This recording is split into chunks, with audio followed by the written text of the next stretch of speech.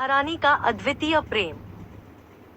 एक बार अधिक गर्मी पड़ने से राधा रानी का चेहरा थोड़ा क्लांत हो गया। यह देखकर कीर्ति मैया को बड़ी चिंता हुई।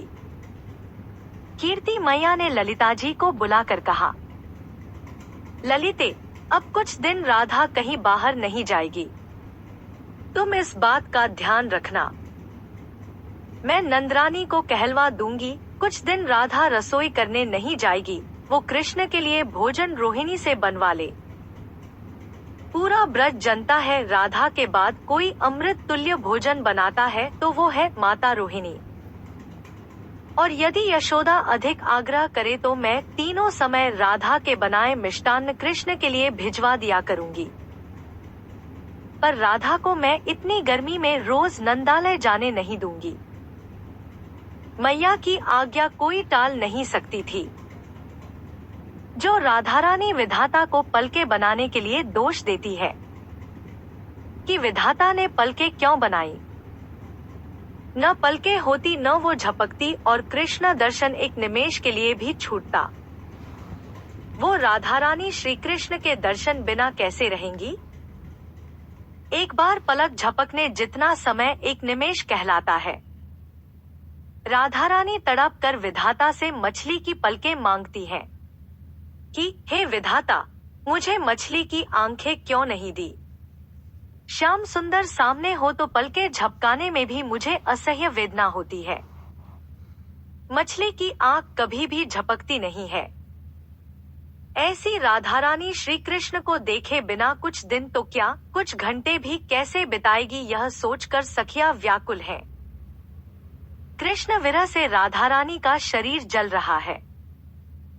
सखियों ने कमल पुष्प की शैया पर राधा रानी को लाकर सुलाया तो उनके तप्त अंगों के स्पर्श से कमल पुष्प तत्काल जलकर मुरझा गए।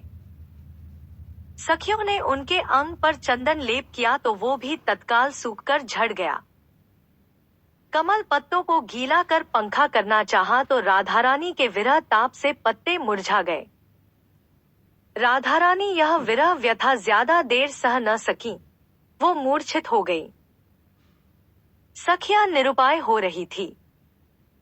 सभी प्रयास विफल हो चुके थे। वो चिंतित होकर उन्हें घेरे हुए खड़ी थी। तभी नंद भवन से संदेश लेकर धनिष्ठा आई। धनिष्ठा ने आकर ललिता जी से कहा, सखी, आज राधा रसोई करने नहीं गई तो रोहिणी माँ ने ही कृष्ण के लिए रसोई बनाई। कृष्ण वही भोजन कर गौ चराने चले गए। पर आज कृष्ण ने कितने अनमने भाव से भोजन किया यह हम सबने देखा। यशोदा माँ ने चिंतित होकर मुझे यहाँ भेजा है कि मैं राधा से कुछ मिष्ठान्न बनवा लाऊं, ताकि गोचारण से लौटकर कृष्ण प्रसन्न मन से भोजन करे। परंतु हाय, राधा तो मूर्छित है, अब मैं क्या करूं? कुछ देर सोचकर धनिष्ठा ने राधा रानी के कान के पास जाकर कहा, राधे, वो देखो श्याम सुंदर तुम्हारे सामने खड़े हैं। इतना सुनते ही राधा रानी की मूर्छा जाती रही। वह उठकर बैठ गई। अब झट से धनिष्ठा ने यशोदा मैया का आदेश राधा रानी को सुना दिया। विरह ताप से तापित होने पर भी राधा रानी ने जैसे ही धनिष्ठा के मुख से व्रजेश्वरी का आदेश सुना, उन्हें मानो शरीर में प्रचुर बल मिल गया। राधा रानी सखियों से बोली, हे रूप मंजरी, शीघ्र चूल्हे को लीप कर उसमें अग्नि प्रज्वलित करो। यहाँ कड़ाही ले आओ। व्रजेश्वरी के आदेशानुसार मैं श्याम सुंदर के लिए भोजन बनाऊंगी। हे सखी, मैं प्रतिदिन जितने मोदक बनाती हूँ, उससे 4 गुना अधिक बनाऊंगी। तुम सब मेरे स्वास्थ्य की तनिक भी चिंता मत करो। ऐसा कहकर राधा रानी चूल्हे के पास चौकी पर बैठ गई। यह महा आश्चर्य सखियां देख रही हैं। प्रेम की कैसी महिमा! कुछ देर पूर्व जिनके विरह ताप से तपित शरीर के संस्पर्श से कमल पंखुड़ियों की शैया मुरझा गई, वही राधा रानी प्रियतम के लिए मिष्टान्न बनाने के लिए अग्नि के पास ऐसे बैठी है मानो शीतल चांदनी में बैठी हो। धन्य प्रेम। प्रियतम सुख के लिए आज अग्नि उनके शरीर को महाशीतल कर रही है। उत्तम प्रेम का कैसा अचिंत्य प्रभाव।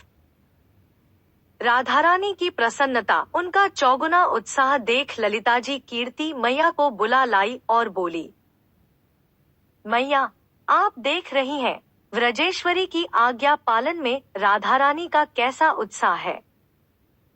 यह सब मैया यशोदा के वात्सल्य प्रेम का प्रभाव है। वो राधारानी से श्याम सुंदर जितना ही प्रेम करती है। इतना कहकर ललिता जी चुप हो गई, आगे कुछ न बोली। कीर्ति मैया बोली, सही कह रही हो ललिता।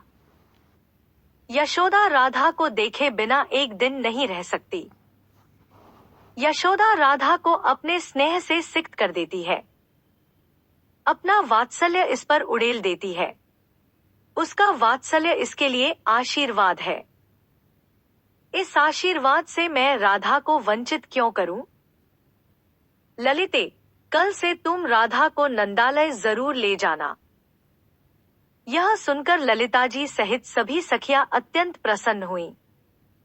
श्री राधारानी का अद्वितीय प्रेम। एक बार अधिक गर्मी पड़ने से राधारानी का चेहरा थोड़ा क्लांत